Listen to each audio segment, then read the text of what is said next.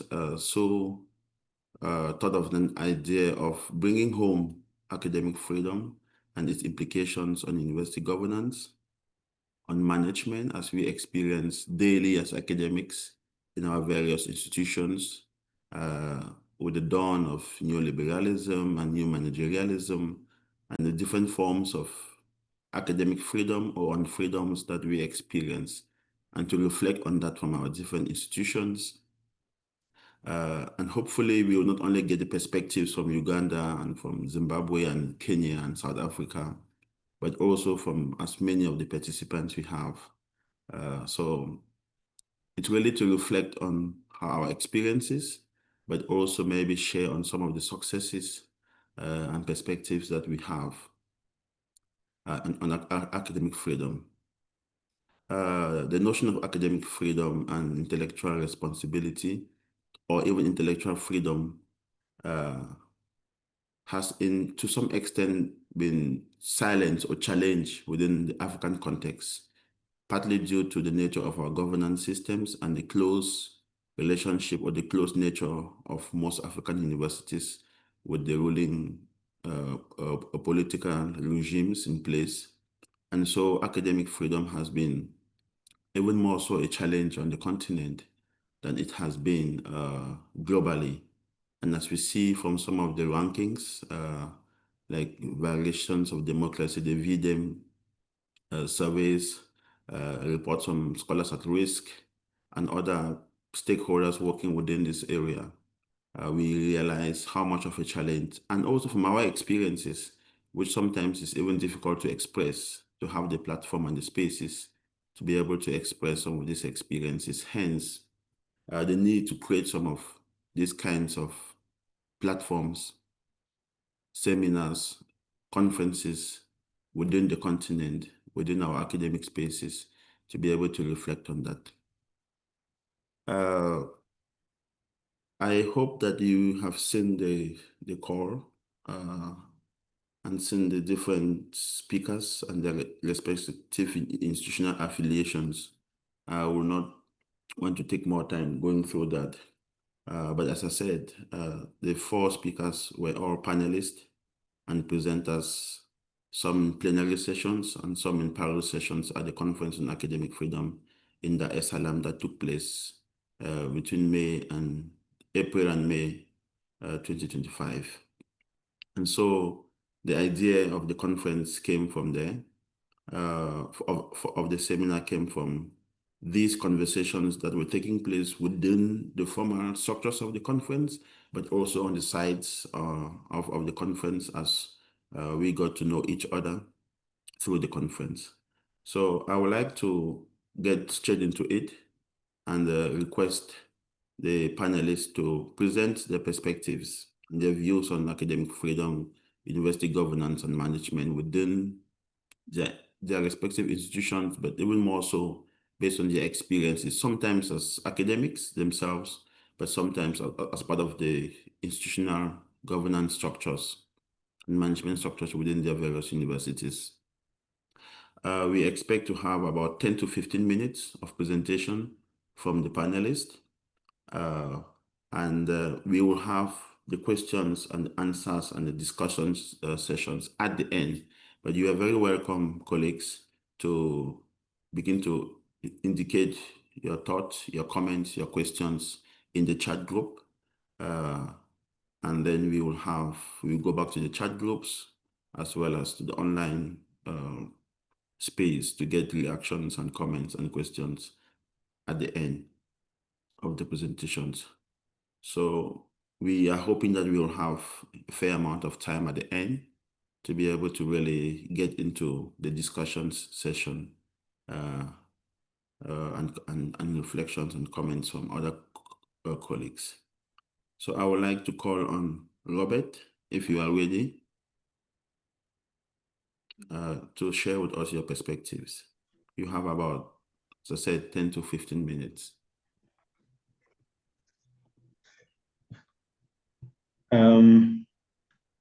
Thank you. Samuel. And thank you, Professor McKenna, for reaching out to me and the team so that I'm part of the panelists today. And to my fellow panelists, greetings, and all the members on the group. Allow me to introduce myself. I am Robert Kakuru. Not sure whether my video is clear. Yes, I think, yes, I'm Robert Kakuru. I'm a lecturer in the Department of Philosophy at Makerere University. And I'm also the chairperson of the Makerere University Academic Staff Association, MUASA. But as soon as recently, last week, I handed over office as the General Secretary of the Forum for Academic Staff of all public universities in Uganda, a position that I held for 4 years. That means I have an overview of public universities, governance in the country. My presentation, I've been given 15 minutes. I need to maximize them. We largely focus on leveraging academic staff associations to protect academic freedom in Africa. Lessons from the Makerere University Academic Staff Association. Ladies and gentlemen, while I embark on this presentation, there are 2 questions that are before us. Is there academic freedom in our institutions? And what responsibility do we hold in protecting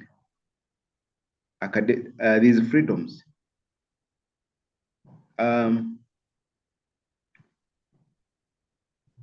Within my presentation, you'll be able to assess whether there is academic freedom where I am or not. I don't think I need to say whether there is freedom or not. The members present will assess and tell me. And maybe this could be the situation. Some of the cases that I will highlight this side may be similar to what is happening that side. We need to appreciate that world over, the importance of academic freedom cannot be, the importance of academic freedom in higher education and beyond cannot be overstated. Yet in practice, ambiguity, debate, and uncertainty encompass academic freedom. And we need to appreciate that academic freedom refers to the right of professors, teachers, lecturers, and students in institutions of higher learning to speak, to freely and express themselves, their intellectual wish or opinion, or a wide range of issues. And these issues range from political, social, and economic, or even beyond, without fear of persecution, harassment, sanction, or loss of their positions. Academic freedom in this case means that the faculty and students can engage in intellectual debate without fear of censorship or retaliation. And therefore, academic freedom is fundamental to the scientific progress and pursuit of truth, research, and the quality of higher education. Where I am right now, I'm in the Makerere University Academic Staff Association office, and within the center of Makerere University. There are salient attacks on academic freedoms, and these attacks manifest in different meshed and sometimes interlaced ways that I'm going to present to you. One, there is self-censorship of members. Unfortunately, they gave me 15 minutes, but allow me to share a story. Where I am right now, there is a small canteen, and as I was heading to the canteen, I met one of the members of the association, who is a member of the faculty, and she told me, Chairman, thank you very much for fighting for us. But for us, we are always hiding ourselves because we don't want to confront these people. For you, don't you fear them? Don't you think they can harm you? I told her, whether they harm me or not, I will live when I have said what is in my mind, and I will live a happy man. Now, therefore, members censure themselves in terms of what they write, even on WhatsApp groups, what they write on the webmail, what they write or what they communicate, even verbally, even when they are making presentations. I am sure there are certain examples they would fear to use as part of self-censorship. Number two, we have seen police crackdown on free association of the members. The police has just severally not to organize general assemblies, not to organize meetings of the executive of the association. And there is also false accusation and interdiction of leaders so that they can gag members once the leaders are accused and they can be gagged. Therefore, the members will not say anything. We have seen warning letters to leaders and some members who are perceived to be vocal and to shape opinion that management of the university may not like. We have seen malicious transfer of staff to make sure that they disorganize these staff members. We have seen deliberate frustration of the staff tribunal, of the university staff tribunal. Under Section 63 of the Universities and Other Tertiary Institutions Act in Uganda, there is a tribunal for a university tribunal for every public university, and there are efforts to frustrate this tribunal so that whoever, if the university suspends you or if the university dismisses you, you don't get justice. And in that, staff live in fear because they know that the mechanism that existed does not to protect them is actually being washed away.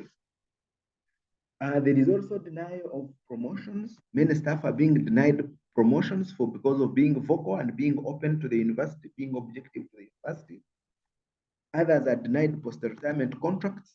I hope we all understand the post-retirement contracts in universities, where professors that clock 60 and associate professors are given post-retirement contracts. But because these contracts are being used to gag professors and associate professors, not to critique, not to raise any objective issues to the university administration or even to the government, there is a way these professors have been gagged, and indeed many have left the university in the last 5 years compared to the previous 5 years.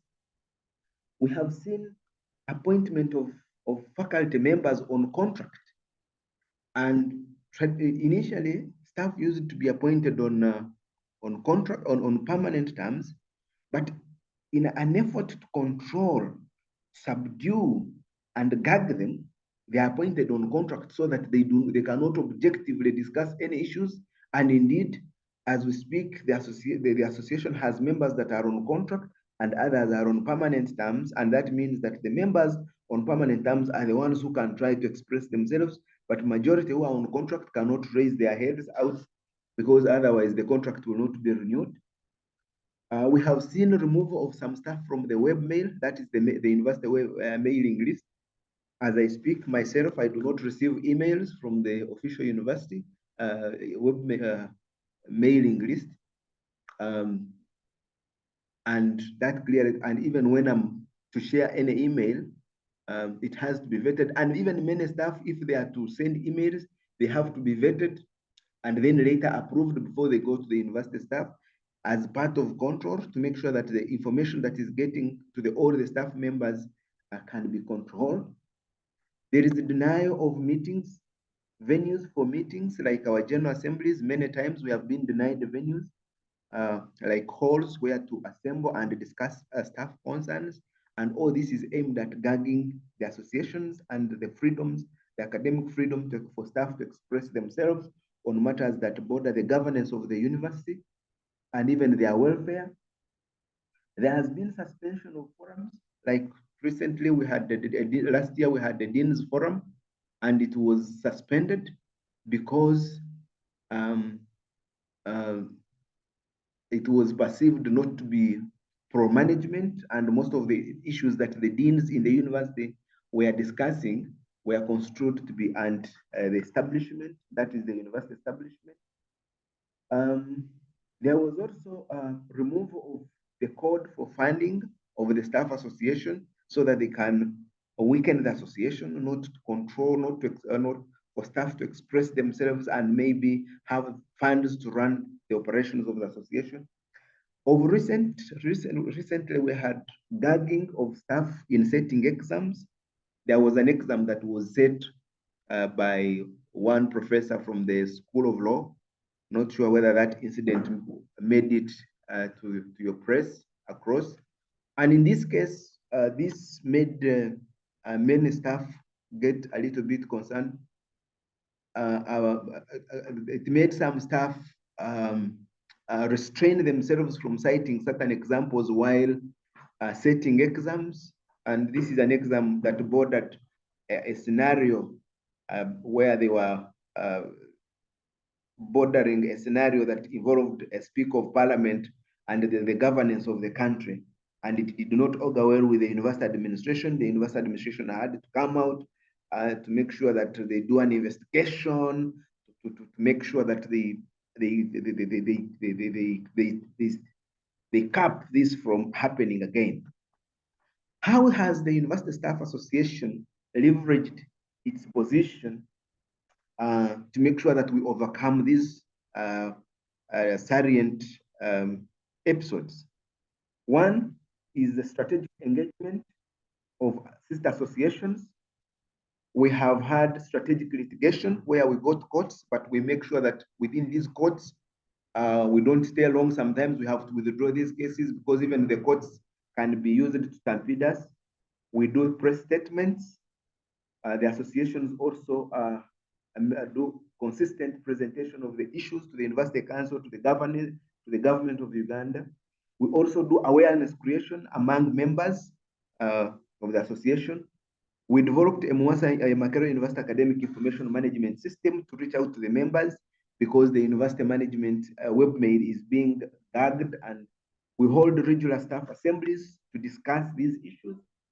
We use strategic networks, civil societies, and other different organizations like the Uganda Law Society to air our grievances.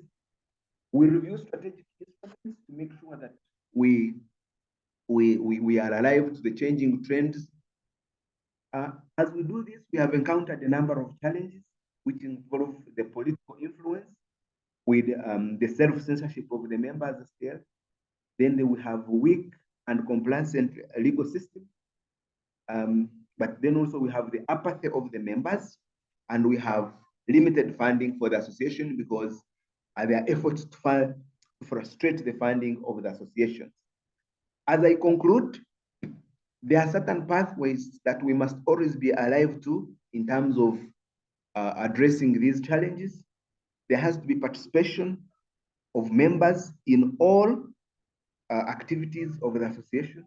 There has to be accountability. Associations have to be accountable to make sure that members see these as credible institutions. There has to be inclusion and non-discrimination to look at academic staff as not homogeneous, professors, associate professors, and their lower rank faculty to make sure that they all play an active role. We have to undertake empowerment procedures, and then we have to look at the legality of whatever we do, the legality of the instruments, the legal frameworks that guide associations to do their work, make sure that we remain alive to the changing trends in academic freedom. As I conclude, The Makerere University Academic Staff Association and other university staff associations need to strike a delicate balance between the pursuit for the welfare and academic freedom. And that this is because without academic freedom, the welfare of the staff cannot be guaranteed. And even the research that we aspire to produce or conduct cannot be as strong and as objective as it ought to be. And that without academic freedom, institutions lose their foundation, higher institutions of higher learning lose their foundation and their legitimacy. I want to thank you, members, for listening to me.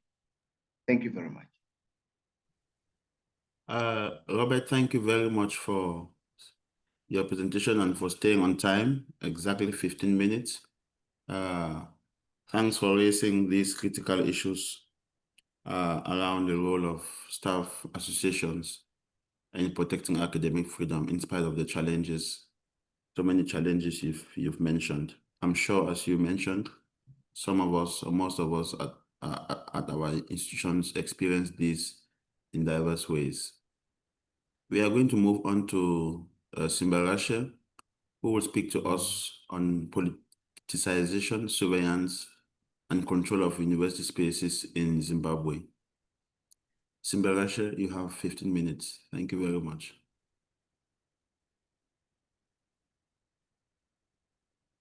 Good morning, colleagues, and thank you very much for the invitation to share our thoughts on academic freedom in Africa.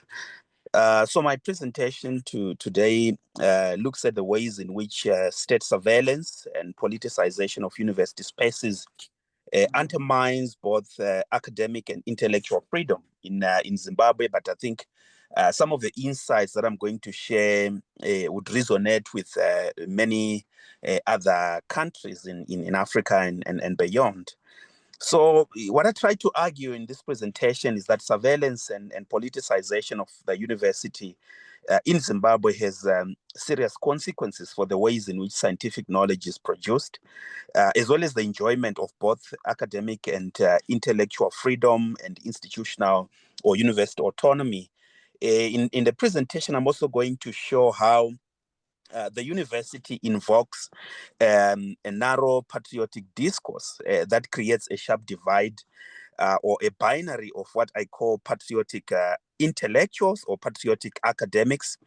And these patriotic academics are those that foreground the ruling party, that is ZANU-PF's ideology and propaganda.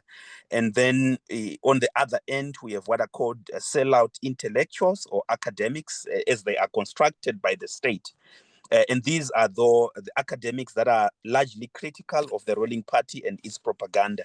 And I'll try to return to this bifurcation of academics later on in the presentation to show the ways in which these two different categories of academics experience, perceive, as well as construct academic freedom differently. So to make sense of these questions around academic freedom and intellectual freedom in Africa, and what they tell us about the nature of the post-colonial state and academic freedom in Zimbabwe and many other African countries, I try to rely on the works of Achille Mbembe, especially the concept of necropolitics.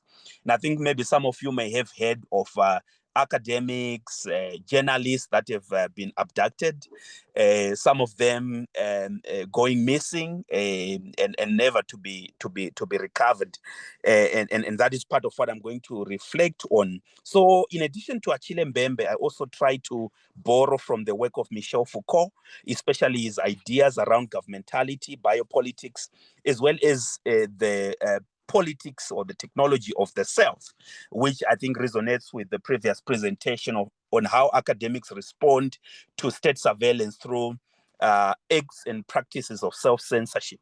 So let me quickly try to provide the historical context for this presentation.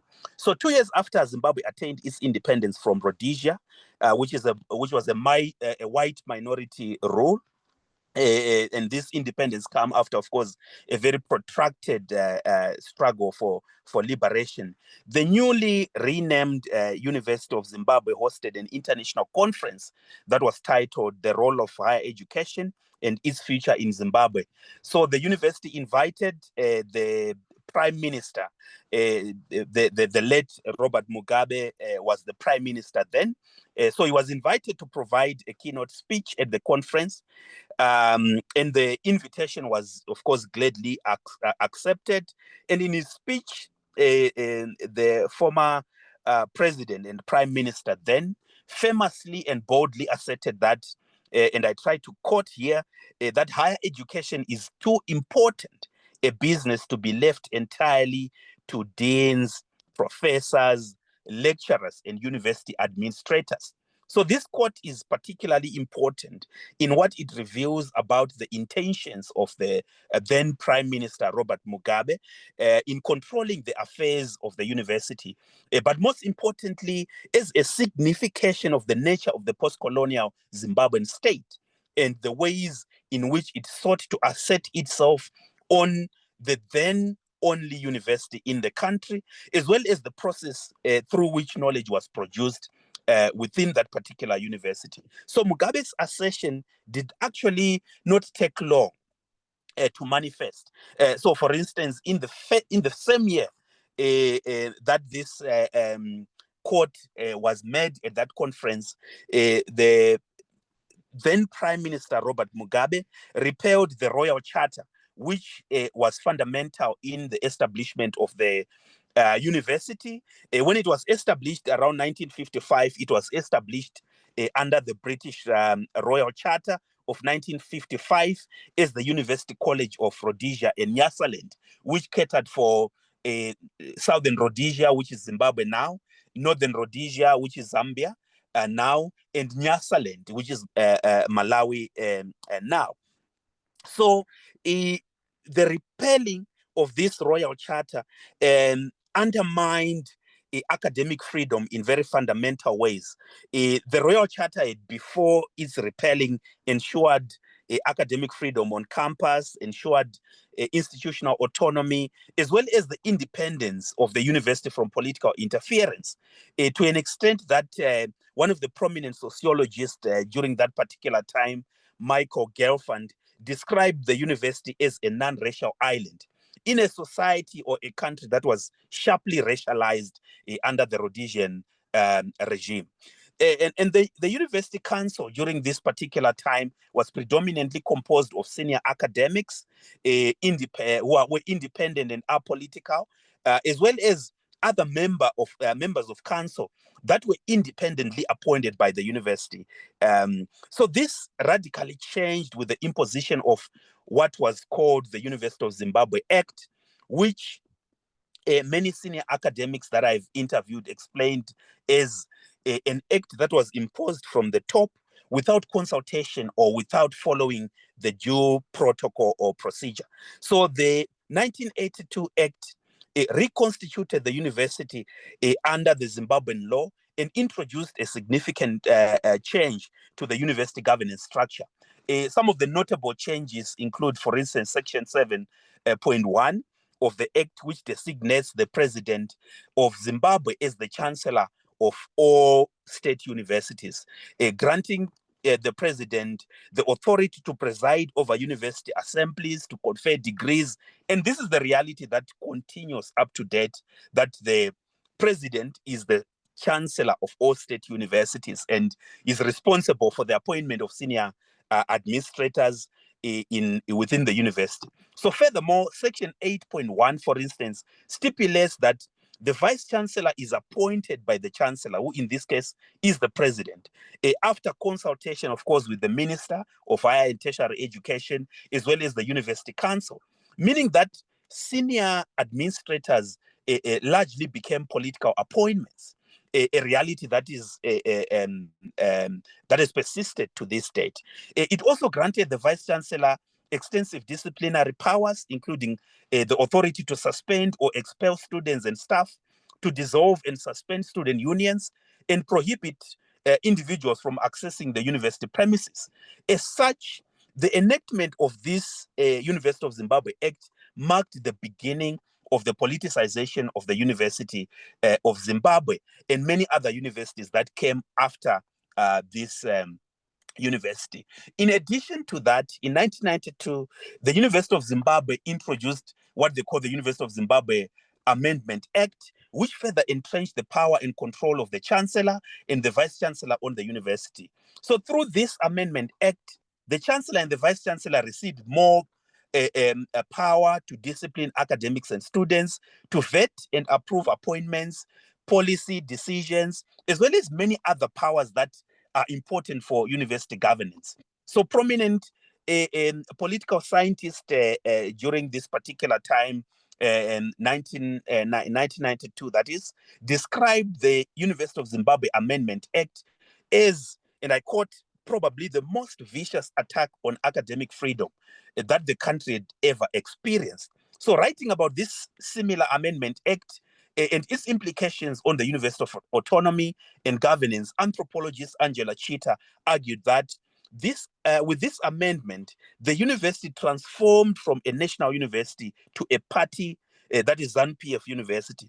Indeed, all the other universities that were then established thereafter followed the same trend or trajectory, a reality that persists today. So consequently, in 1992, at the graduation ceremony, the country's first Black post-independent Vice-Chancellor, Professor Walter Kamba, spectacularly resigned, citing intensified political interference with university governance. So in his resignation speech in front of the president, who was, of course, the Chancellor, Robert Mugabe, and graduating students, as well as parents and relatives of the graduates, Kamba remarked, and I quote, "I am resigning today because there are too many unprofessional fingers that are interfering with the running of the university." So after Kamba's resignation, the Chancellor, that is Robert Mugabe, then sought replacements who were perceived to be politically correct. And in this case, political correctness involves the suppression of dissent on campus, the controlling of the ways in which knowledge is produced, as well as advancing the political interests of the ruling party, that is ZANU-PF. So consequently, the new vice-chancellor that replaced Walter Kamba and all the other vice-chancellors that were appointed later on did not only become direct appointments of the chancellor, but also allowed intensified deployment of state security apparatus, including plainclothes government spies on campus, as well as the Central Intelligence for intelligence collection. These were allowed to attend lectures, meetings, sometimes masquerading as students and staff. During student undress, for instance, the new vice-chancellor would also allow the police, sometimes the military, to come to campus to crush dissent. They would suspend students, expel students that organized these protests, and this is the reality that continues to date. So drawing on Terence Ranger's discourse on patriotic history, what emerges from the politicization as well as the political control of the university is what I call the bifurcation of the academy, or the bifurcation of academics, where we see the emergence of what I call patriotic intellectuals or patriotic academics, as well as sellout intellectuals or sellout academics. So the discursive construction of patriots and sellouts in the Zimbabwean political landscape was conceived during the liberation struggle. And this discourse continued to be invoked in the post-colonial state to categorize individuals based either on their real or perceived loyalty to the ruling party, that is ZANU-PF. Therefore, I frame patriotic intellectuals as those academics that are typically in support of the government and its policies, and often uncritically. And these academics, in most cases, owe their allegiance to the ruling party and its political elites, and they are part of they're part of the ruling party's broader patronage networks, and these are the ones that enjoy all the freedoms on campus. So in contrast, sellout academics are those academics that are in most cases viewed as critical of ZANU-PF and its policies, and they are perceived and constructed as disloyal to the ruling party, and often seen to be aligned to the opposition party. So those who critique and are perceived to oppose the ruling party are discursively constructed or framed as sellouts, and in most cases as enemies of the state, who are subjected to harassment, arrest, sometimes imprisonment, denied promotion, and many other, I think, consequences that my colleague from Uganda highlighted in terms of tenure, promotion, and intellectual upward mobility. So they are often dismissed, they're sometimes victimized or silenced. And in the Zimbabwean landscape, the figure of the sellout, in this case, the sellout academics, is that which can be exterminated, something that, of course, relates to the necropolitical practices of the state and its repressive apparatus, that is the intelligence, the police, and sometimes the military. So it is the figure whose death, for instance, according to Judith Butler, is ungrievable and is akin to what Giorgio Agamben would refer to the homo caesar. So a homo caesar, in this case, is a figure whose life is disposable and considered less important, whose rights are not protected by the state and its laws, and he or she can be violated, including being killed without any consequences. This presentation, of course, does not intend to portray academics and students as passive victims of state surveillance and control. Instead, what I try to show also is that surveillance and politicization, as well as the control of knowledge production, reactivated new and old forms of negotiating authoritarianism. And these include a range of self-censorship practices, including avoiding teaching and researching on politically sensitive subjects, and many other practices,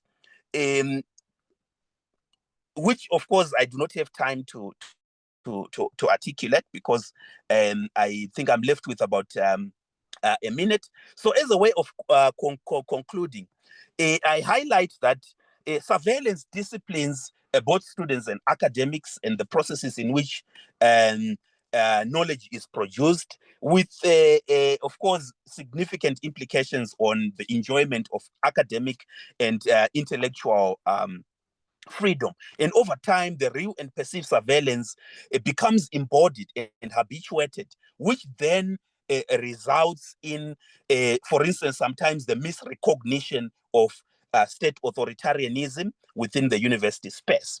So what this politicization does is that it triggers the politics of the self, including self-censorship and other creative forms of resistance, which can be regarded as a form of epistemological and ontological violence. Thank you very much for listening. Thank you very much, Simba. Thank you for the very engaged presentation. I think two things that I will just highlight that Simba has brought to us. Of course, we know the discourse goes beyond academic freedom. It involves intellectual freedom, which is a bigger concept.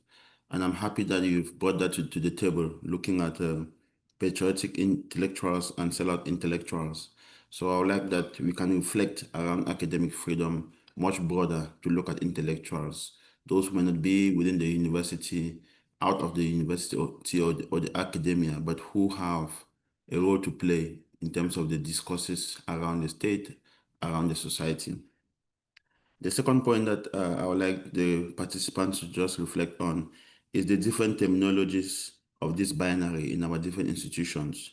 While it's called patriotic intellectuals or sellout intellectuals, in other places it's loyalist, it's radicals versus radicals and the like, just to think some of these concepts within our different spaces.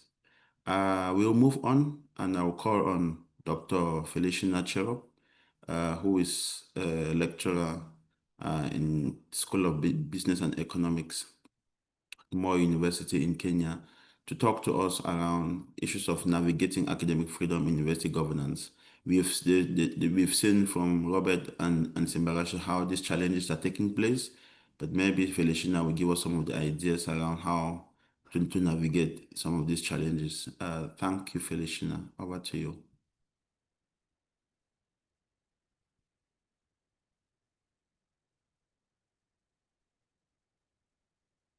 Thank you very much, and good afternoon and good morning to everyone. I'm very delighted to be here.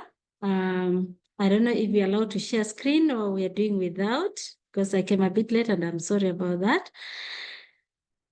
If you have slides and you want to share, please feel free. You're welcome. Okay, thank you very much. So I hope you can see my screen. And I would like to talk about or share reflections of some findings that we did literature review on how faculty members or faculty, navigating academic freedom in university governance, faculty struggles and structural barriers in African higher education. And this is cross-cutting within African universities in Africa. And if you look at academic freedom, which I believe has been defined by my colleagues, but I would like to really go through about these terms in academic freedom, faculty struggles, and structural barriers, because these are the key terms that I'll be referring to in my presentation. And when we talk about academic freedom, it is that right of faculty or scholars to teach, even do research within their universities and be able to disseminate findings and express their ideas without any interference from any quarter, and protecting intellectual freedom just to think and express and share knowledge openly. And university governance is how decisions are made and managed in universities. And faculty governance is involving faculty in decision-making within the university in very critical areas that affect faculty, maybe in teaching, in research, and even disseminating knowledge. And so the introduction that I would like to make is, what does academic freedom really mean in our African universities today? And who actually gets to enjoy it? And so academic freedom is very critical because it enhances quality higher education and even promoting institutional autonomy. However, in African universities, this is very much constrained by several factors or several quarters, including political interference, and also associated with weak lack of frameworks and centralized governance systems within our university structures that actually impede even faculty members to be involved in decision making. But there have been a lot of conversations and interventions going around, including some from institutions such as UNESCO, the Kampala Freedom Declaration of University Education Freedom. However, this also remains a challenge. I don't know what is happening with the slides. Sorry. I need to leave this. Oops. Oh, yes. And so faculty are often excluded from governance, which undermines both academic integrity and institutional accountability. And this is because if we don't involve faculty, especially on the issues that affect the faculty in terms of their teaching, in terms of the space or the environment that they're working in, then it means their voices are not recognized and their voices are not valued.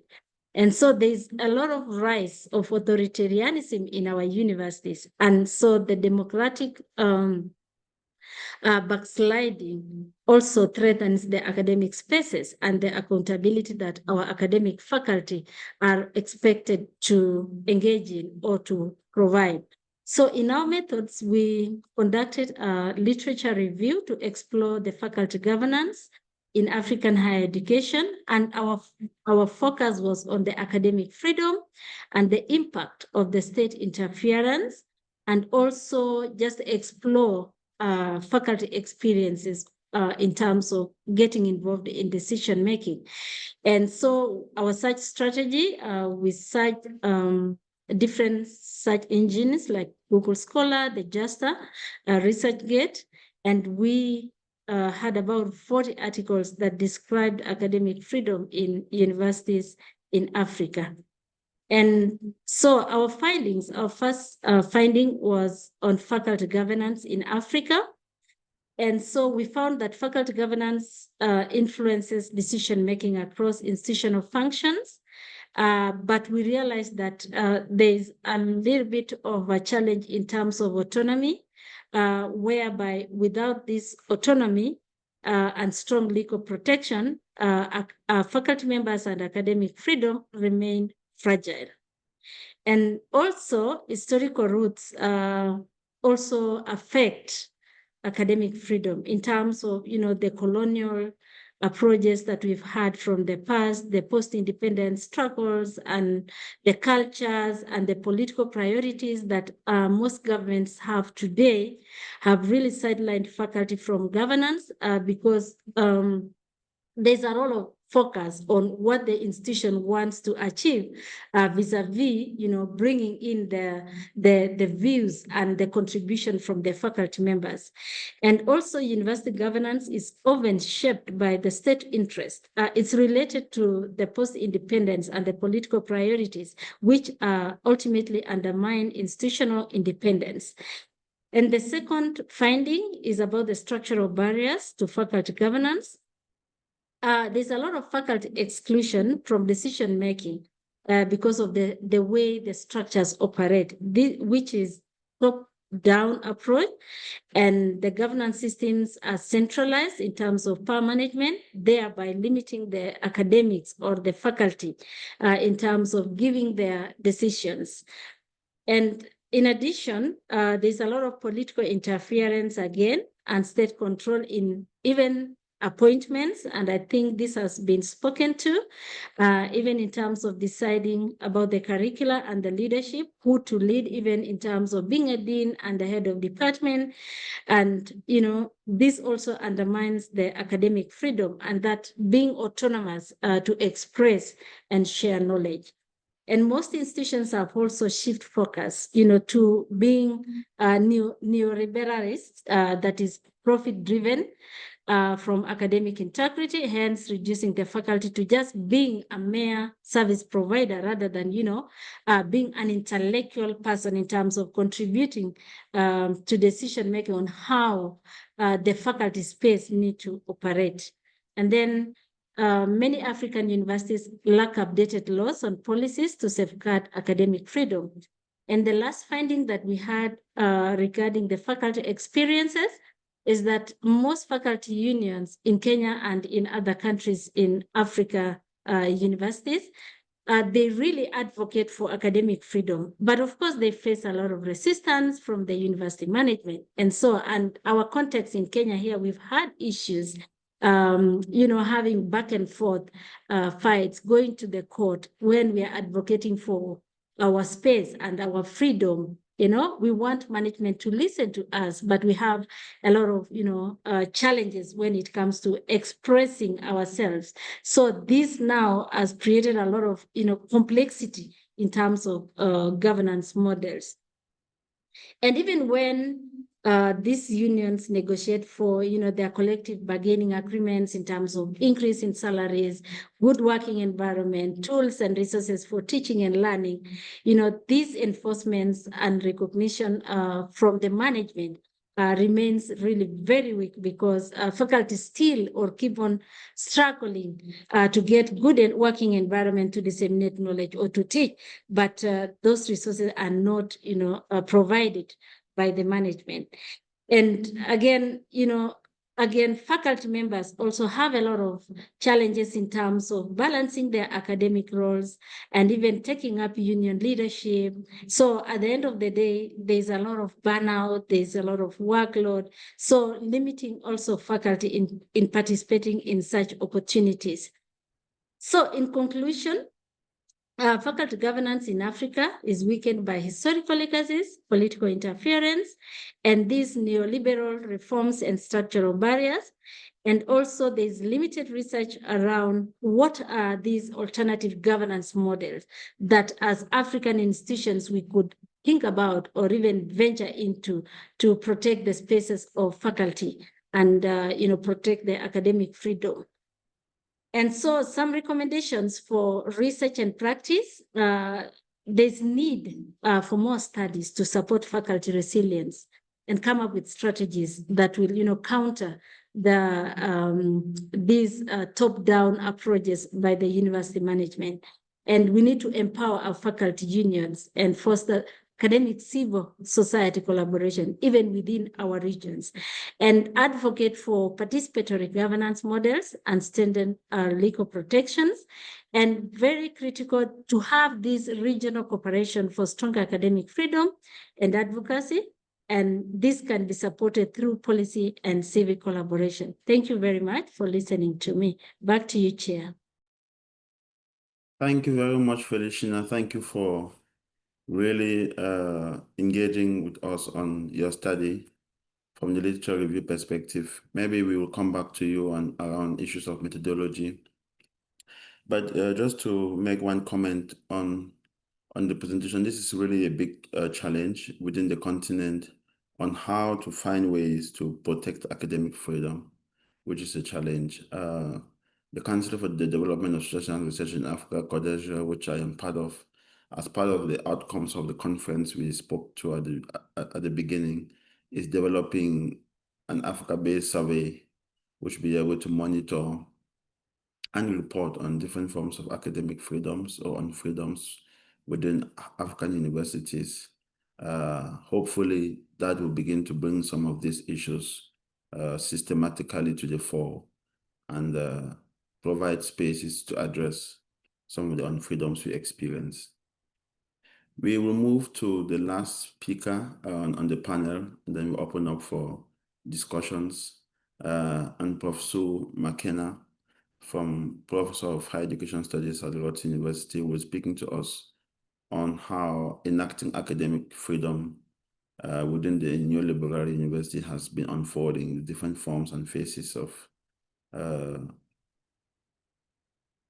unfreedoms based on the neoliberal forces that we are experiencing. Professor will also have 15 minutes, and then we'll be able to engage with questions and answers. Prof. Thanks, Sam. We're obviously in a formal setting because I've changed from Sue to Prof. Thank you so much, Sam. So yeah, I'm going to be talking from my perspective in South Africa, but hopefully there will be things that are relevant to people that are from other countries. And certainly as my fellow panelists were talking, I could certainly hear echoes and connections between what I have to say and what the others have said. Change the slide. So basically, when colonial higher education came to an end, or in the case of South Africa, Namibia, and similar, when a sort of settler colonialism came to an end in the form of apartheid, there were big decisions to be made about the purpose of the university, the shape that the university sector should take, and so on. And although I've drawn this slide as if it's either or, it's more about the tensions between a decision of whether the university is a common good that serves through teaching, through research, through community engagement, and through various other activities, the planet and the people, and it foregrounds that responsibility, or whether instead it positions itself more as a set of private goods and economic goods, where it sees its role as training people with skills for industry. And of course, there's nothing wrong with training people with skills for industry, but in a very neoliberal framing of the university, that would be sort of skills without a focus on perhaps an ideological understanding that all skills are political and ideological, but rather teaching those as if they were a neutral set of skills for the workplace. and the university then taking responsibility for credentialing people so that industry could hire accordingly based on what qualifications people had. And there are the tensions between these models that I've drawn up as if they were discrete. And of course, you know, there's the other aspect which all the previous speakers have spoken to, and that is that it's not just about whether it's a neoliberal or a more public common good framing. It's also that the academic freedoms to make the decision between those is at stake as we sort of tumble into a revival of fascism. And we see what's happening in the USA, we see what's happening in Turkey around state control, and my three panelists have all spoken very clearly about the dangers of universities being an arm of the state in various ways. So I just want to pose a question of what would it mean for universities to genuinely be a common good, something that's good for all people, including the people who never go to university. In what ways could a university be good for society in general? And in what ways could universities be good for the planet? And if we were positioning ourselves as a social structure that serves people and the planet, then presumably we would need the institutional autonomy, the academic freedoms to do this without fear or favor, to set that agenda for ourselves and to hold that as our guiding star, despite whatever the state or other actors might wish from us. So, you know, the real thing that worries me, so far we've been hearing about how the state can act as a bad actor towards constraining what universities do. But what I want to suggest is that a lot of the constraints in our acting as a common good actually come from inside the university, and that we are somehow complicit in the extent to which universities perhaps fail to take on the identity of a common good serving people and the planet. And of course, it's largely, I argue, because we have taken up a very neoliberal understanding of what a university is, partly in terms of narrowing our purpose to providing training, providing credentialing for industry, providing the private goods of a certificate which can allow social mobility, partly in that way, but also partly in how we have tried to scrape political and ideological agendas out of the curriculum. But we know that neoliberalism, for all that we've rushed towards neoliberalism in the university, it's failed dismally. Shivji, whose book was republished by CODESRIA this year, this year, speaks very clearly, writing from Tanzania, but speaking more recently, more broadly, about the way in which neoliberalism has led to widening inequality. So it hasn't led to a trickle-down better life for all. It's had the exact opposite, and it's led to crass consumerism as we find more and more people hungry and the planet is burning. So, you know, of course, the big question is, to what extent has the university sector, the higher education sector, challenged crass consumerism, rising numbers of hunger, war, and climate change? To what extent is the university a social structure that speaks out against these things? Or to what extent is it actually quietly acquiesced to them and actually gone along with this dominant neoliberal agenda?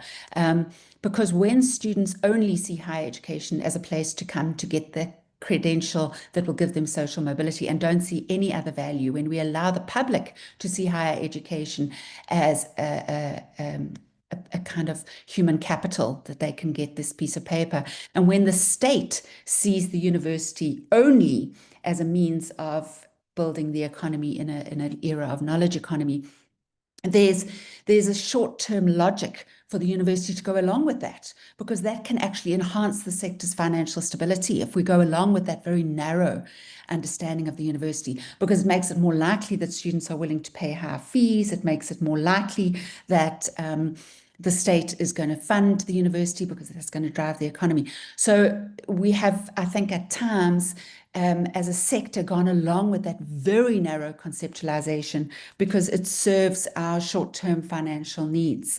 But of course, that very narrow framing has terrible long-term consequences, because the academy now becomes basically a sophisticated training center, and it is not a common good in service of all. And in fact, you can argue that it becomes a public bad because it leaves students in debt. It produces qualifications that are no longer have value because it's not giving students access to that critical principled knowledge, but instead it's just giving them everyday skills, which are usually obsolete before students ever graduate. So in chasing the short-term logic of neoliberalism in the university and a very narrow framing of the university, we are potentially actually giving ourselves a long-term headache. So, do universities perhaps actually not just fail to address this issue of two nations, rich and poor, but actually is part of the problem, as exacerbates it, as Shivji says.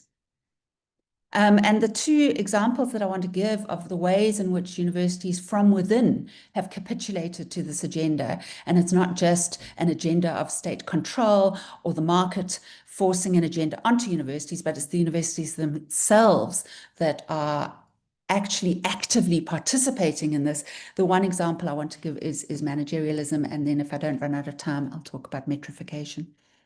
So, this whole idea that the best way to make an organization efficient is to manage every cycle, to make sure that everyone knows what's expected of them, when it's expected of them, and there are people who oversee, quality assure, and make sure that they do it, is very much embedded in new public management, which has then developed into neoliberalism. So this idea from industry that you can turn anything into a number and you can use that number to manage behavior is very much part of the modern academy.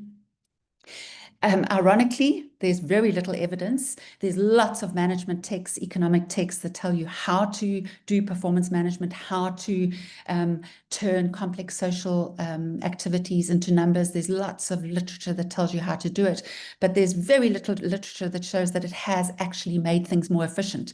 And there is a lot of literature that says it's made people feel less professional, less trusted, less valued, and more unhappy. So, in fact, managerialism, we might argue it doesn't belong in the university, it's come from business and it belongs in business, but actually the literature suggests it doesn't really work in business either. The references we can talk about later. So one of the big arguments about managerialism is that when universities are managed from above and there isn't respect and or autonomy of the academic and anyone else working in the university, they lose some of their professional identities. And I think Felishana already spoke about that, that you lose that sense of being trusted, and your job now is to follow the rules. So you become a service provider. And then the whole modus operandi of the university is about adhering to these rules, setting up policies, setting up terms of reference, setting up operating protocols, and so on. And so rather than saying, how can we as management nurture the academic project, and certainly call people to account, that's very important, call people to account when they are behaving in irresponsible ways, but rather than seeing that as our main job, nurture spaces for academics to become fully flourishing academics who can lead and inspire their students. I mean, one of the obvious and problematic consequences of having a highly managed workforce in the academy is that they will then only do what is written down in their job description and not a single thing more. Because if you're framing people as service providers, they will simply provide the service that's written down in their job description and don't expect them to go beyond that. There are some examples of managerialism. In many universities, you now have 4 or 5 or 6 or 7 deputy vice chancellors. You have executive directors of all sorts of roles that you never used to have. Perhaps that's less problematic than the fact that those people then take on additional powers We have executive deans in the past. Most universities, and actually at Rhodes University, we still have deans that are appointed through the faculty process, so that the dean is the person who represents faculty's interests up to management. But in most universities in South Africa, we now have executive deans, which are appointed to represent management's interests down into faculty. We also have more and more people who are working at management level hired on short-term contracts, which often means that they perhaps aren't as committed to the institution in the long term, and they have what Maestri calls a slash and burn effect. And then, of course, in many institutions in South Africa, many universities in South Africa, we have vice chancellors who are paid exorbitant amounts of money, and every now and again these salaries are published. I am quite proud that my own university is at the bottom end. I'm not sure if the managers who are earning those salaries are that happy, but it does reflect, I think, an idea that I think that's with a huge salary sometimes comes an idea of authority. I'm going to rush now because I'm running out of time. Important to note, and I think someone else also mentioned this, that increasingly academics make up a small proportion of the staff. In South Africa, they make up less than 50% of university staff, and in some universities, they make up less than 30% of the staff. So we see that with consequences for senates and faculty boards that are often now spaces of rubber stamping, and the executive make the decisions. You battle to get quorum, because why would I go and sit through a very long meeting if it's not actually a space in which deliberation and decision takes place? And the actual agendas are crafted behind closed doors. And so when people do bother to go, they're not prepared for it anyway. And it often becomes a space of petty politics. It's a space for people to posture and fight their own little battles. So are we innocent victims of these state control and neoliberal influences, or are we complicit? Another example, certainly in South Africa, we have this incredible focus on the use of titles and insistence on protocols and all sorts of other formalities as ways to kind of jostle for power and try and force people to stay in their lane and not to speak out. And it's in these small everyday practices that academic freedoms are lost. Certainly there are big legal cases and obvious incursions on academic freedom through national legislation and so on. But I'd like to suggest that as academics, we often actually part of our own restrictions on academic freedom. So, how much collegiality is there? I'm going through this very quickly. I'm running out of time. We know that precarious employment breeds compliance. I think that Robert already made that point. If you're only on a short-term contract, you're going to be very careful what you say. I'm going to go past the measuring and monitoring, which to some extent I've already spoken about. But what happens when you measure and monitor is that you actually strip the underlying value of the activity and you just get the outcome. And this is my last slide that I want to end on. And because I don't want to end on a negative note, but I want to say that let's be aware of our own practices and the way we're complicit in the undermining of academic freedom.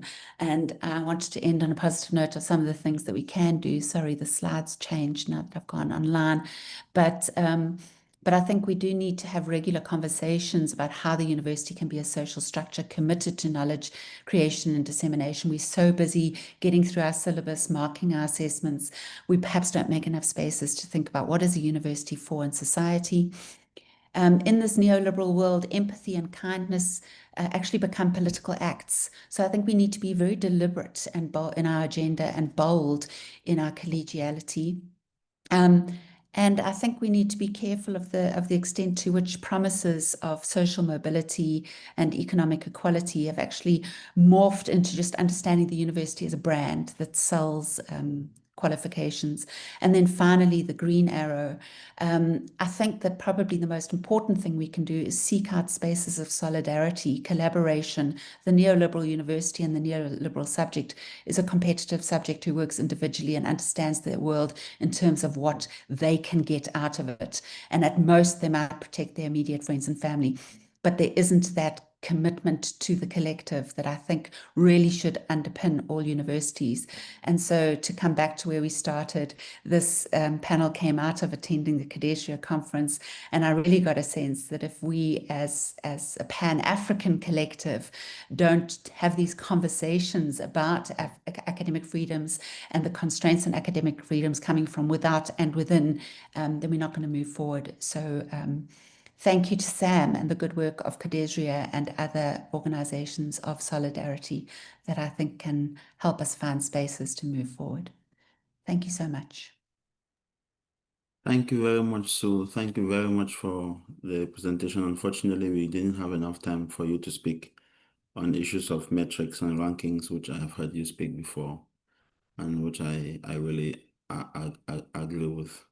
I think you've raised a number of issues. We are going to have about 45 minutes of discussions, but the point you made around academics being accomplices and compliance in the neoliberal project of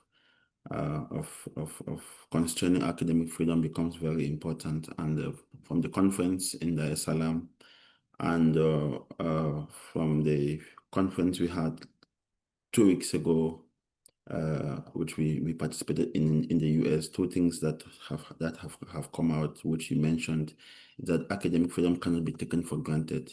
Professor Issa Shivji mentioned that, and Philip Arbach also did mention that. And sometimes we academics, we do take the freedoms we have for granted, and hence we tend to become compliant in the neoliberal project. The point on managerialism really takes importance in the way academics do aspire to become part of the executive and aspire for this relationship with the state, as has been mentioned by Simbarashe. But also, as you've mentioned, access to high salaries and economic mobility, socioeconomic mobility, which becomes a drive. From the point of metrics and rankings, you didn't talk about it, but it was on the slide, issues around publication counts, ranking, citations, which sometimes take away the value of the project itself, the academic project. And the point on collaboration versus competition, I hope we can have some comments and discussions around that. So we have, it's 10:15 in Canada where I am, but I'm sure it's 12:15 or 11:15, 12:15 in South Africa. And it gives us about 45 minutes of engagement. And so I want to open up the space. I'm looking first from the chat to see if we have some comments or questions for the panelists. So far, there are comments, interesting comments. So did upload the original Kampala Declaration. Subsequently, CODESRIA will be sharing the revised declaration, which we'll be happy to share with Sue and with the network. Issues, I see Messeline Matthews comments around commodification, which is really a terminal illness in the academia. Silence in the face of injustice is complicity. And so we want to welcome more comments, but also issues of questions and inputs and discussions. So you can show by your hand, show of hand, and then I will be able, I'm helped by Shiloh to be able to identify if there is any pending comment or question on the group.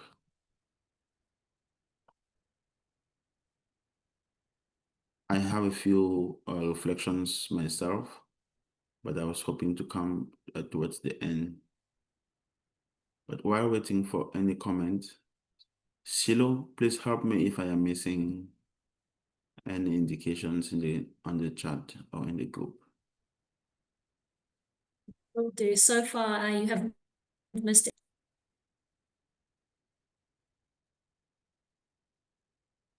So just to come back to one of the points I was making, and please feel free to interrupt me if there is any hand or any comment I may be missing.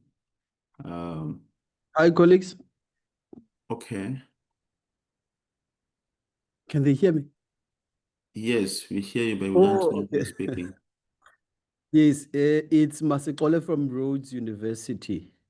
Okay. Look, it's not really a question, but a comment, but also to say thank you to colleagues from various different universities, from various countries also, to share their experience about how academic freedom and institutional autonomy unfold in their own context. So that different colleagues from different universities and different countries can be able to share and understand the experience.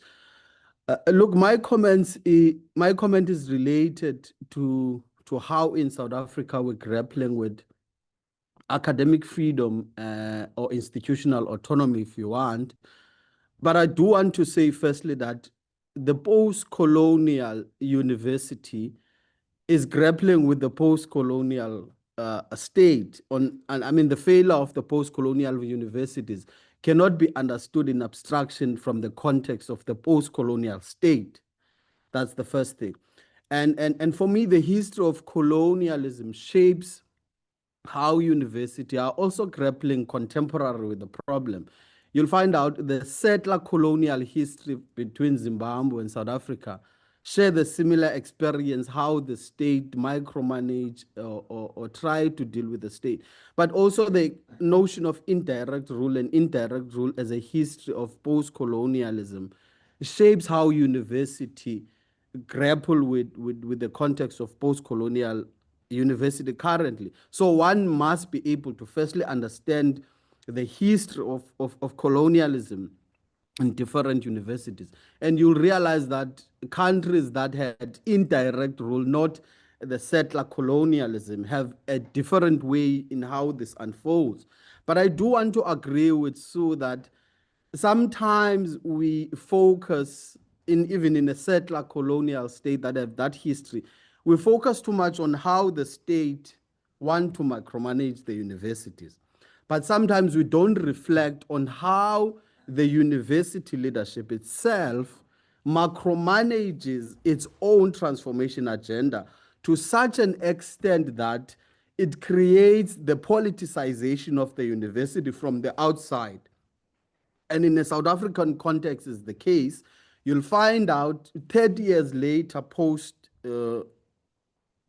apartheid, most South African, particularly historically white universities, are still resisting transformation. Then what this does, it creates a tendency that the state wants to impose the transformation agenda on universities because they resist. So for me, we shouldn't look at it one-dimensional to focus on how the state is imposing itself on the universities. We must also show that how the university management and university leadership stifle transformation to such an extent that creates a radicalization and a politicization of the. For instance, sometimes when you research, you have to say a historically white university in South Africa. Why we cannot name the universities? Even if there is no policy that say we should name the universities, but one can see from that micromanagement that universities care more about their reputation rather than addressing the internal issues of transformation. So we must be careful on how we write and research about the university because we don't want to bring a bad reputation to so you can see the managerialism that Sue speaks about. Sometimes it emerges from internally. So it's not always a state-centric micromanagement of academic freedom. Sometimes there's an internal micromanagement from the university itself, which creates the politicization of the university. So my comment is sometimes we shouldn't look at the state-centric. Yes, the state-centric must be observe thoroughly and analyze, but also there's an internal micromanagement which stifles the transformation agenda of higher education, particularly in the South African context. Thank you. Thank you very much, Master Wallace, for your comment and reflections. I hope I'm not missing any question in the group. Meanwhile, I will just maybe go back to one point that has come through, and looking at the title of this seminar is what we may not have engaged with, and that comes through from Sue's presentation, is what responsibility do we hold as academics? And it speaks to the issue of intellectual or academic responsibility. Most often, again, we speak around what the state is doing or not doing, but we don't always take as much time to reflect on what we as academics, what responsibility do we have with the levels of freedom that we have. And so while waiting for any other comment or question, maybe I'll just call on one or two of the panelists to reflect. While we reflect on what the state is doing or not doing, how do we as academics ensure that we serve our responsibility and not become part of the system, as Sue has presented? Simbarashe, do you want to speak to this briefly, please? Yeah. Thank you very much for that important question. Yeah, I think I'll try to link that to what Sue highlighted with regards to the precarities, and I think there's a lot of literature that is showing how the academia has become very, very precarious, and I think that is also part of the strategy through which state for instance, recruit academics in its broader patronage networks. And as a result, then the very same people that are supposed to be fighting for academic freedom become maybe part and parcel of the perpetrators. And that becomes a big challenge in as far as fighting for academic freedom is concerned. And I think the bifurcation that I talked about in my presentation could resonate with the experiences in many other African countries, where those that are aligned with the state in most cases serve the interests of the state, sometimes at the detriment of the rights of their colleagues within university spaces. And in as much as we might be fighting for academic freedom, if people don't speak with one voice, then that becomes extremely, extremely difficult. So I think one of the ways in which we can enhance and amplify the voice of academics, I think, is to speak with one voice. And solidarities, I think, are also central in that effect. I think that is what I would say for now. Thank you very much, Simba. Thanks for the input. Robert, your talk was really looking at the role of staff unions, but can you, in maybe in a minute or so, reflect on how you bring in student voices? Because one of the key players within this space, which we have not been able to hear this morning, is student movements and student unions and their contribution to the fight for academic freedom. But however, sometimes they also become victims, and again part of the system and accomplices in the constraints that we face as academics and even as intellectuals. A few reflections on the role of students from your experience working with staff unions. Thank you. Just 1 second.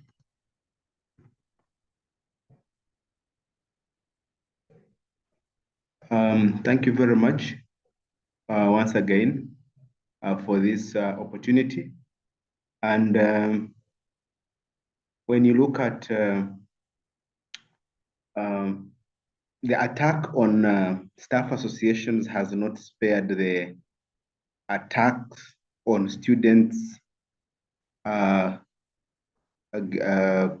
guild and staff associations. I can just share with you my screen briefly. Let me see. Allow me to share screen briefly. And I think you can proceed. I can proceed. But when you check online, there is a news headline where the Makerere University Staff Association had demanded for Makerere Guild leadership reinstatement. I think about 3 years ago, the Students Guild at Makerere University was suspended, and the students were in total disarray.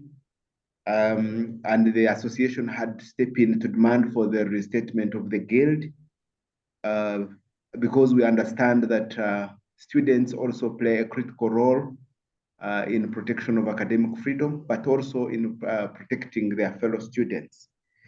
Of course, the students have been more hit by this attack, because at some point when they were suspended, the university adopted a retrogressive guild charter that really undermined severely presented guidelines that undermine elections. There are elections, but one would say that these are sham elections for the Students Guild, and all this has a ripple effect on academic freedom. Two, I wanted to use this opportunity to talk about what is our responsibility in this, in the protection of academic freedom. Ladies and gentlemen, as long as you are in a university or even beyond a university, we have a duty to actively and meaningfully participate in activities that promote and protect academic freedom in the university and beyond. Because without our active participation in, let's say, staff activities, participation in events organized, protecting academic freedom, then we are still allowing our tormentors to be on top of the game.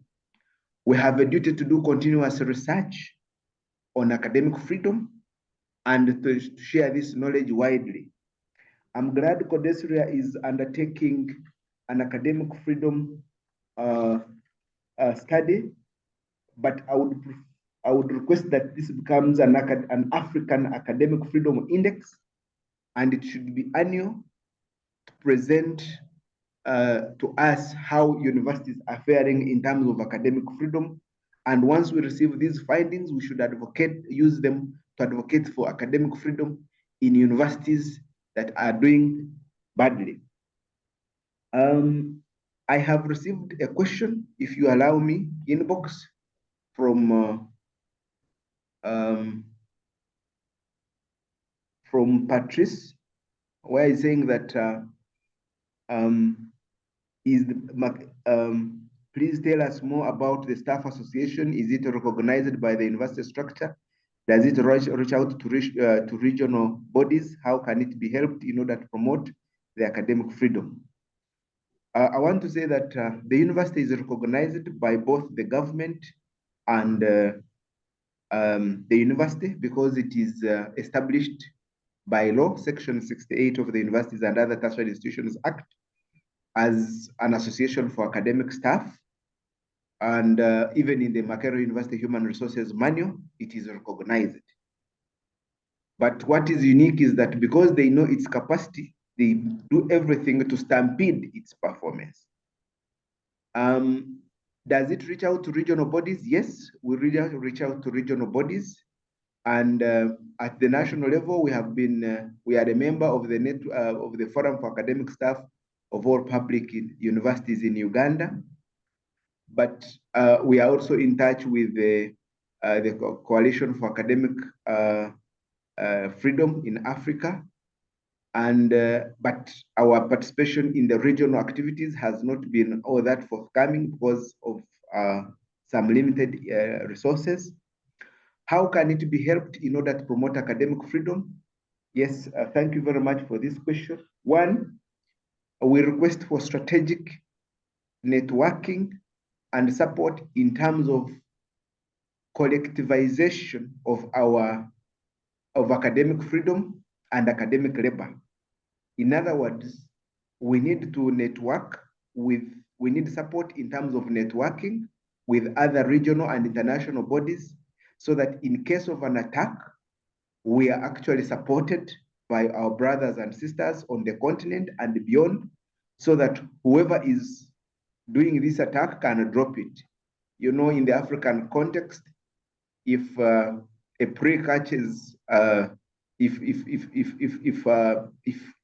an eagle catches your chick and you make noise, it can end up easily dropping that chick. So that's something we need to look at. But also, because we have been frustrated in terms of mobilizing resources, financial resources internally, we are still grappling financially to undertake a number of activities, including academic freedom. We intend to work with the School of Higher Education on an academic conference to promote academic freedom. That is the School of Higher Education at Makerere University. We want to organize a conference, and would be happy to partner with you if you are available, and would actually send out invitations to all to participate. But still, we are limited in terms of financing. This is a discussion we had yesterday with my general secretary.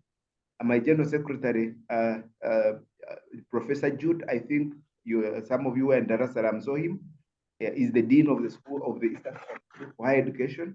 And yesterday we discussed aspects of making sure that we can have a conference on academic freedom here at Makerere University.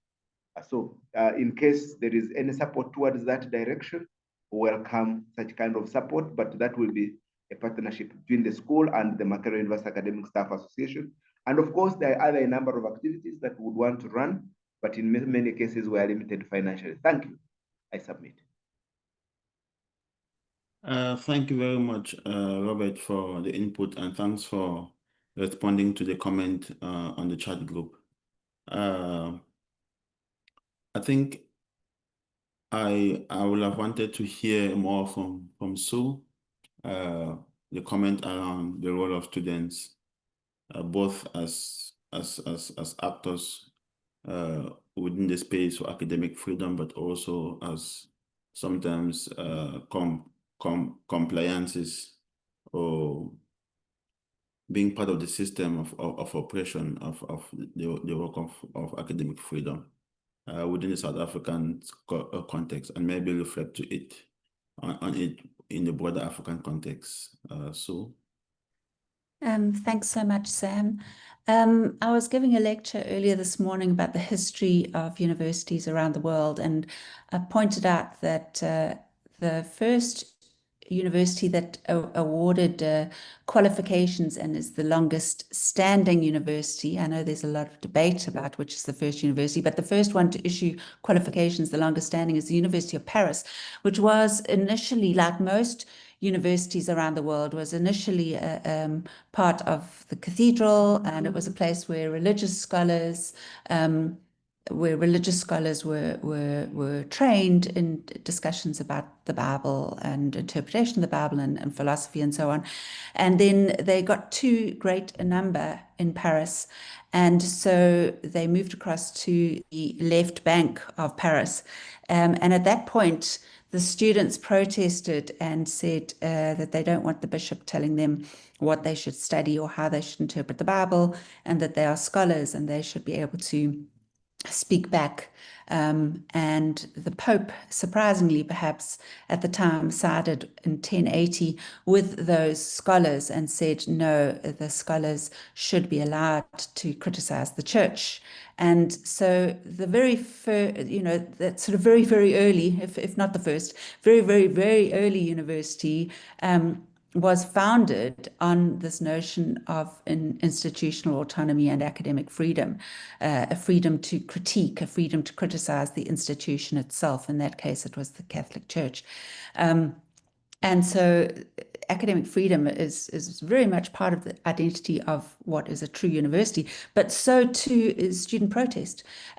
So it was students demanding certain rights at the time. I think they may well have been supported by what were known as the scholars, the lecturers, but it was the students who asked for that. And I think that remains true today, that oftentimes it's our students that speak out in a way that perhaps we as academics are too I don't know, loath, tired, distracted to do. So I think students are a very important voice, and perhaps we should be working more closely with them and talking to them about the purpose of the university.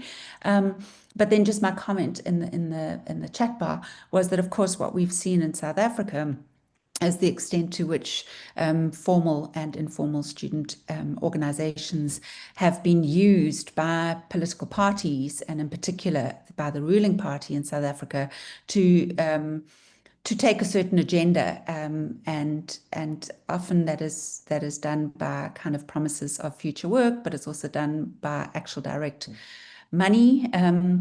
And I think it's Jonathan Janssen's book, I think, Corrupted, that looks at some of the ways in which political parties have used student organizations to their own ends as a sort of means of state interference. So yeah, I didn't answer your question other than to say we need to talk more closely with students. Yeah, thank you.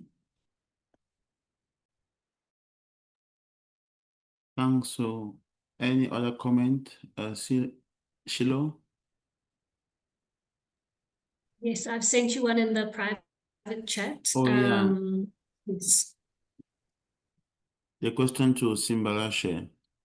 Please give us some examples of themes that the government of Zimbabwe doesn't want to be researched on.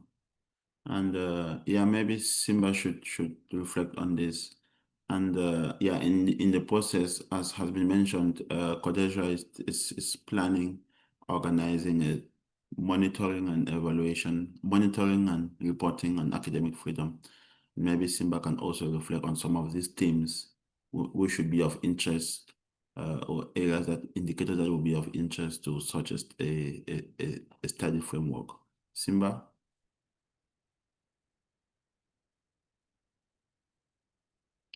Are you still with us? Yes. No, thank you very much for that. Yeah, I mean, there are quite a number of other emotive kind of questions that I think the university and the government is uncomfortable in, for instance, accommodating. I think I'll give an example of in 2023 there was a conference that was organized by the School of Journalism. It was hosted by the University of Zimbabwe. It was unfortunately stopped one day into its 3-day session when debates and engagements were perceived to be very politically sensitive, and then the university ordered the adjournment of that conference. So there are a number of issues that they were discussing around phobias, around politics, and around what is called Gukurahundi in Zimbabwe. I think it's something that's linked with state genocide or state-funded genocide, with issues to do with electoral rigging, political violence, anything that implicates the state, or anything that, for instance, is perceived to be targeting or critiquing the ruling party and its political elites is something that, very few academics are willing to do research on, or to use as examples in their teaching. So there are quite a number of topics that I would highlight. I think I would also emphasize in the 2023 elections, a prominent professor, Professor Stephen Chan from the London School of Economics. I'm just giving him as an example, but there are many examples that I could give. Was deported from the country on arrival at the airport, and I think maybe some of you know Professor Stephen Chan works on elections and electoral systems, and has been doing this since Zimbabwe attained its independence in 1980. And I think he covered the 1980 elections and has been doing that across many countries in Africa and beyond. But he was not allowed to come and cover and do research on elections, and was deported on arrival. I mean, there are many examples of other academics and civil society organizations that have also suffered the same kind of consequences. So you see that many students and academics, in most cases, they are not free.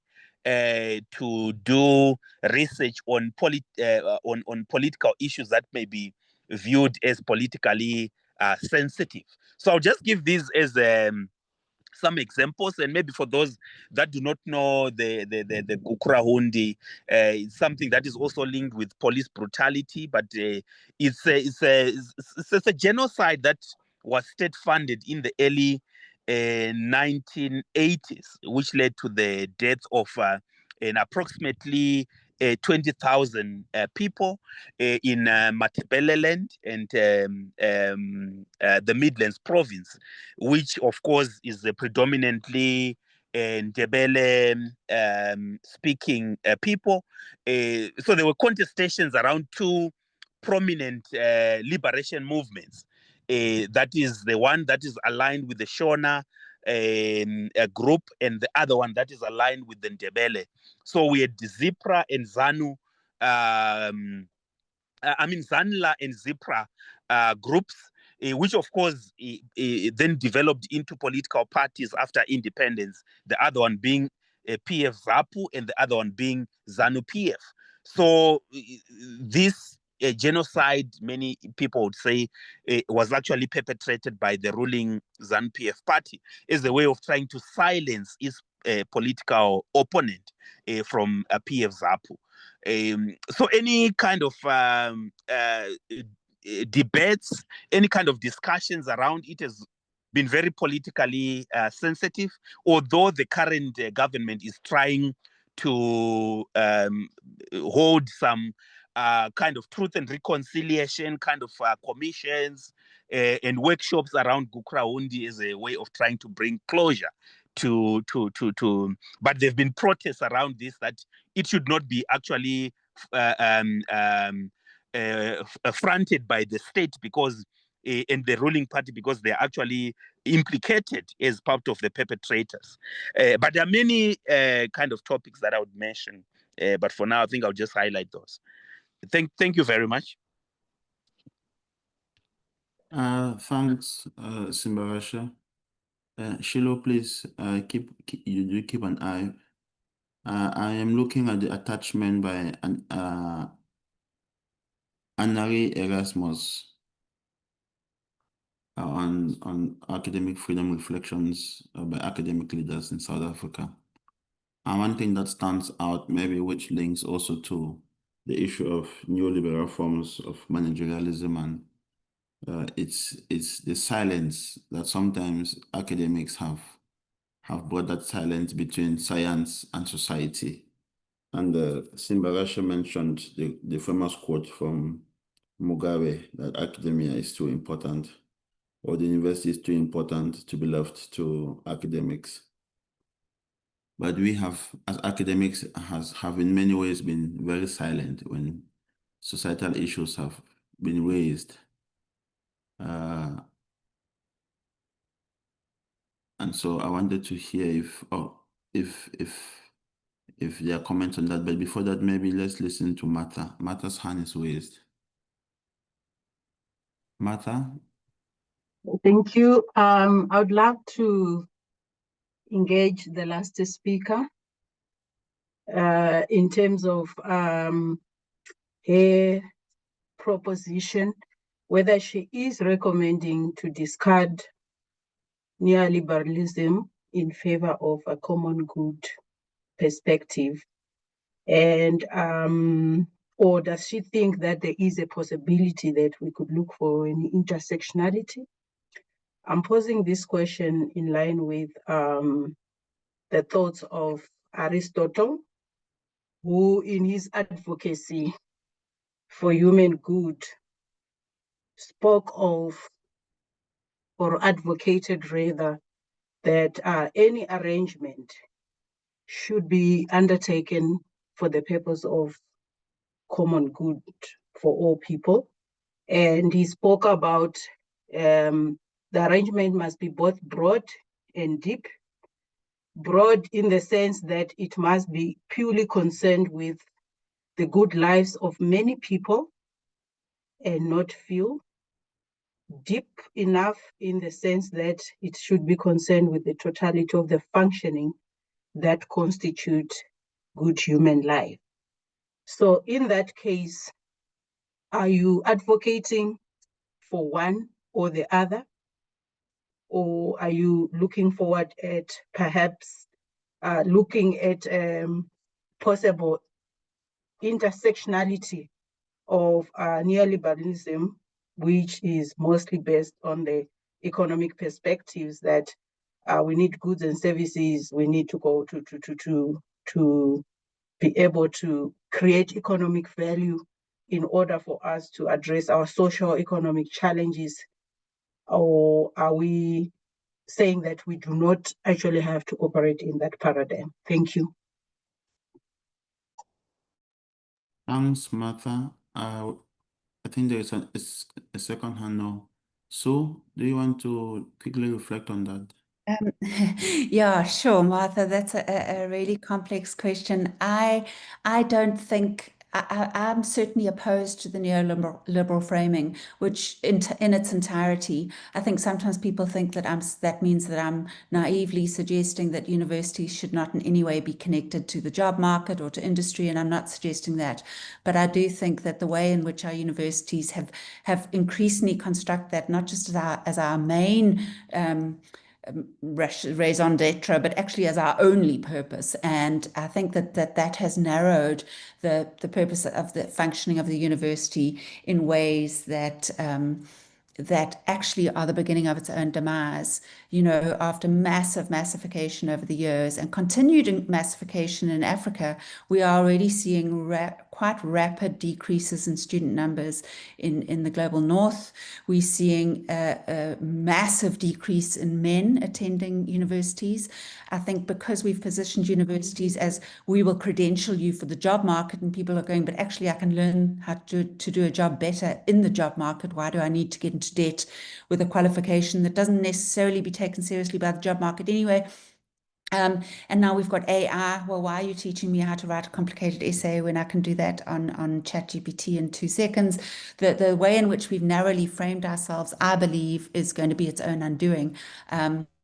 We've in many ways let go of those good things that you spoke about, that Aristotle spoke about. You know, the idea that a university is an intellectual space for thinking about what it means to live a good life, and that shouldn't only be for the benefit of those who go to university, but for the benefit of society as a whole. That it really is a space that is the voice of the vulnerable, is the voice of the publics in all their forms, and of course, as you say, the common good. So that includes the universe, the planet, the universe.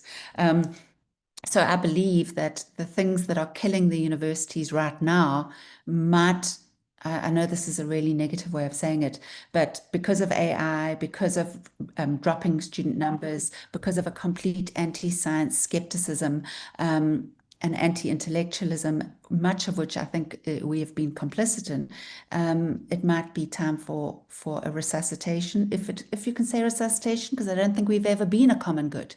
So I don't think this is about harking back in a history, because that we never were that. But in the face of the very tough times universities are experiencing and are likely to experience even more in the next few years, this might be an opportunity for us to really say, okay, we are not making a living pretending to be training centers for industry. So what else should we be? So I'm hopeful. I'm hopeful that we can finally become a common good. Thanks. Can I just make a follow-up? Yes, Martha, please. Thank you. So are you assuming common good on the grounds of a rational, man as a rational being? Just that. Yo, Martha, you like the tough questions. I don't know. No, I don't assume it. I don't think that, I don't necessarily assume. I think that society, and especially in today's age of social media, perhaps, we are so easily swayed within an echo chamber.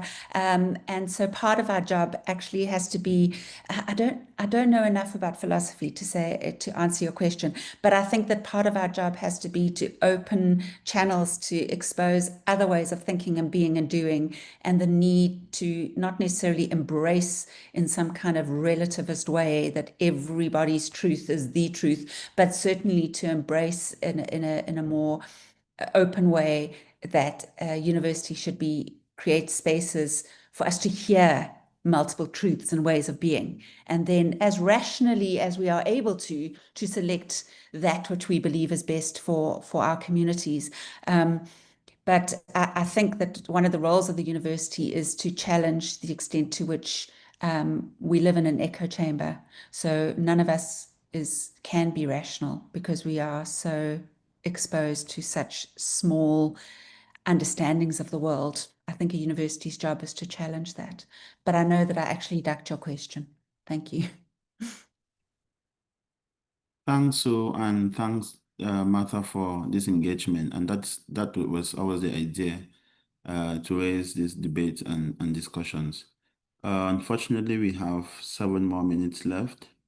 And in the absence of any other comment or question, I want to go back to the panelists and give them an opportunity for 1 or 2 minutes to reflect on the original question of this seminar and the way forward. To what extent do we have academic freedom in our institutions, and what responsibility in enhancing such freedoms? Colleagues, can we have 1 minute of reflection as we close? We will start from the opening, Robert, and then Simbarashe, Felishana, and then Sue. Thank you, Sam, and thank you, team. My message is that I think to a less extent, we have academic freedom in universities, based on what I've read on the chart and what is happening in our country here. As a way forward, what can we do? We have a duty to not to remain silent about this matter. We have to talk about this matter and actively participate in all activities that require us to confront all attacks on academic freedom. We have a duty to undertake research and mobilize resources to make sure that we protect each other in case of attacks.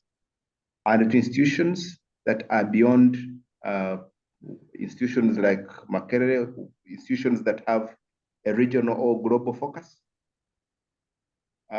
we implore you to continue exploring different pathways to support academic freedom in the various universities in Africa and beyond. I submit. Thank you.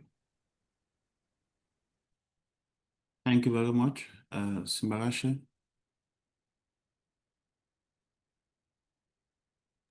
Yeah, thank you very much. Yeah, no, I think academic freedom is an important subject, and I'd like to really applaud Sue and CODESRIA for convening these kind of conversations and debates, which I think are critical for us to share experiences and also try to forge solidarities in terms of peer support.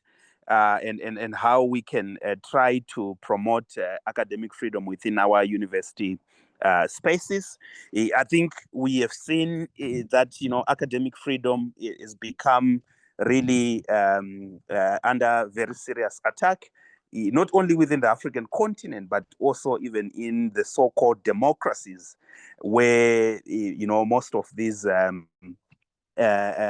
ideas around academic freedom and the promotion of academic freedom have been really for granted. So I think academics have become more precarious in the current state of things in many countries. So I think engaging and debating as we are doing and trying to forge some solidarities and trying to find collective ways of confronting some of these problems, it could be the way to go.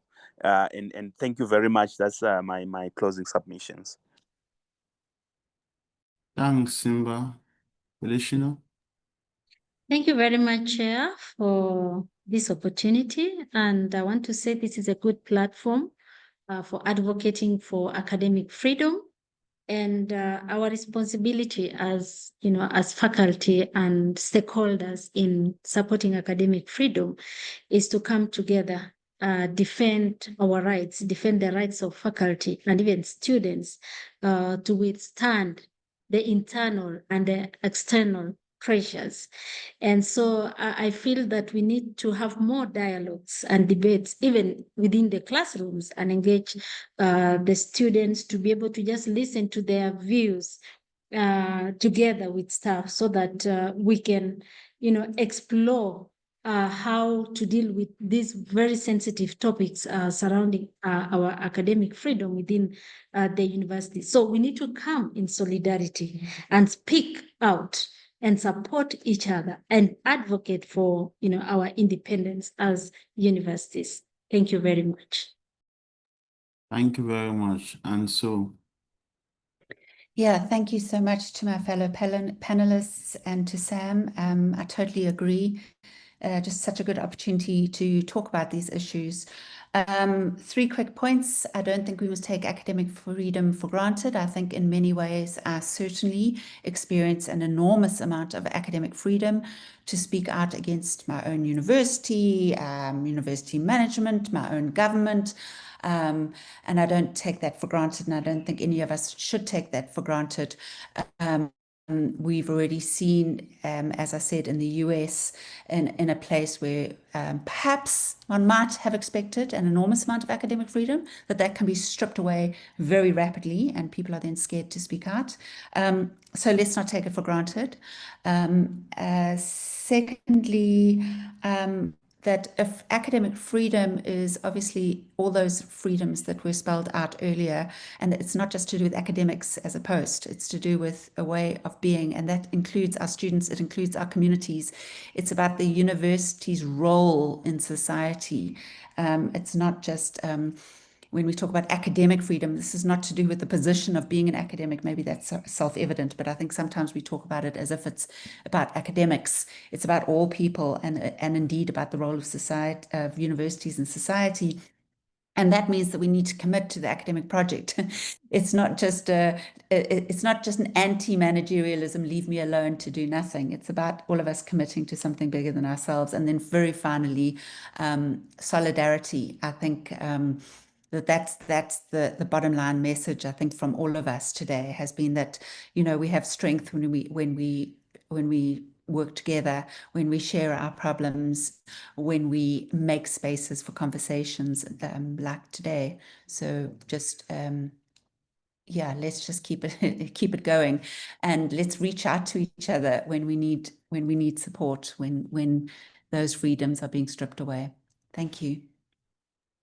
thanks to the panelists, and thanks to the participants for the comments and the discussions. One thing that has come through is that we should keep doing something individually and together.